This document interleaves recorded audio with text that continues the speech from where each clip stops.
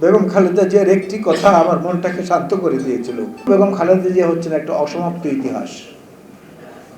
এই অসমাপ্ত ইতিহাস কালে কালে যুগে যুগে মানুষকে প্রেরণা জুগিয়েছে।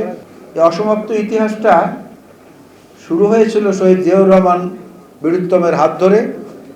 ইতিহাসটাকে বিস্তৃত পর্যায়ে, মাঠ পর্যায়ে মানুষের কাছে নিয়ে গেছেন দেশনেত্রী বেগম খালেদা জিয়া। জিয়াউর রহমানের আকস্মিক মৃত্যুর কারণে দায়িত্বটি তাঁর উপরে পড়েছিল, আর এখন তিনি তার সেই হাতের মশাল দিয়ে গেছেন আজকের মাননীয় প্রধানমন্ত্রী, বিএনপি চেয়ারম্যান জনাব তারেক রহমানের হাতে। এই জন্য বেগম খালেদা জিয়া হচ্ছেন একটা অসমাপ্ত ইতিহাস। এই অসমাপ্ত ইতিহাস কালে কালে যুগে যুগে মানুষকে প্রেরণা জুগিয়েছে এবং মানুষ সেখান থেকে সম্পদ আহরণ করেছে, পুঁজি আহরণ করেছে, সেটাকে নিজের জন্য, সমাজের জন্য, দেশের জন্য কাজে লাগিয়েছেন। নেতৃত্ব এবং মাতৃত্ব এই দুটোর একটা সমন্বয় ছিল দেশনেত্রী বেগম খালেদা জিয়ার মধ্যে। বাট আমরা দেখেছি সন্তানদেরকে জিম্মি করে, অত্যাচার করে, টেলিফোনে তাদের যন্ত্রণার চিৎকার বেগম খালেদা জিয়াকে শুনিয়ে যখন তাকে পোষ বানানোর চেষ্টা করা হয়েছে যে এই অবৈধ সরকারকে সমর্থন দেন, আপনি থাকেন, আরেক নেত্রী যখন বিদেশে চলে গিয়েছিল তখন তিনি দেখিয়েছেন যে মাতৃত্বের চেয়ে নেতৃত্ব তার কাছে অনেক বড়। তিনি নিজের সন্তানদের জীবনকে জিম্মি করে বাংলাদেশের মানুষকে ভালোবেসেছেন, এই মাটিকে ভালোবেসেছেন।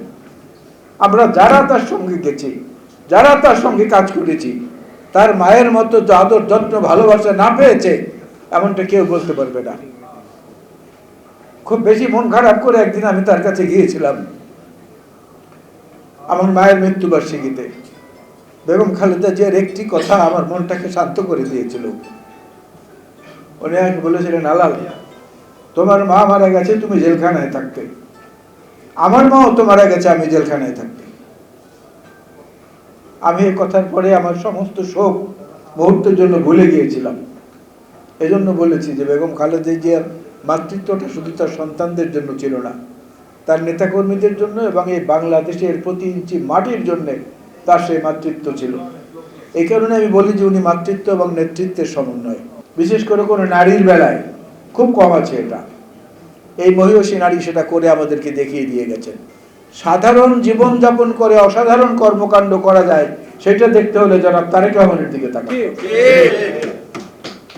এত সাধারণ জীবনযাপন করতে পারেন একজন প্রধানমন্ত্রী, নিজের বেতনের 10% দিয়ে দিচ্ছেন, সরকারি গাড়ি নেন নাই, সরকারি বাড়ি নেন নাই, সরকারি প্রোটোকল কমিয়ে দিয়েছেন, রাস্তায় ট্রাফিক বন্ধ করে দিয়ে নিজের যানবাহন চলাচলের ব্যবস্থা করছেন না, বাচ্চাদের সঙ্গে দুষ্টুমি করছেন, বয়স্কদের সঙ্গে শ্রদ্ধার সঙ্গে কথা বলছেন, সহবাসীদের সঙ্গে বন্ধুত্বপূর্ণ আচরণ করছেন।